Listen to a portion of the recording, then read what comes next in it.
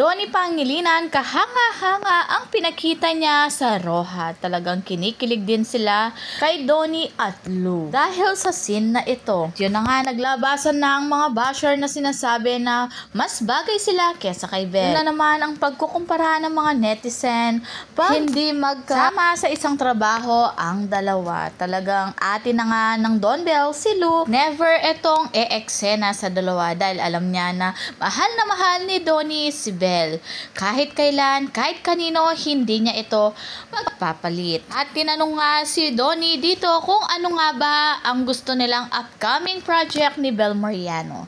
At yun na nga, sabi niya, gusto nila ay matured role na. Dahil gusto na sila sa pabebe, gusto naman nilang mag-grow. Sa bahay talaga ni Donnie ay talagang sobrang sipag niya.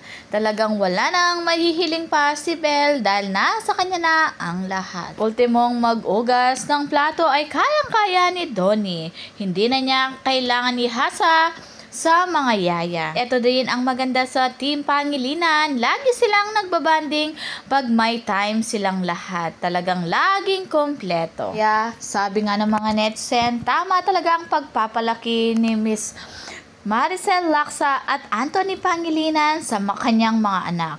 Lalo na si Donnie, at kahit hindi mo sabihin ay tutulong at tutulong siya. At kaya niyang magbigay ng oras para sa mga mahal niya.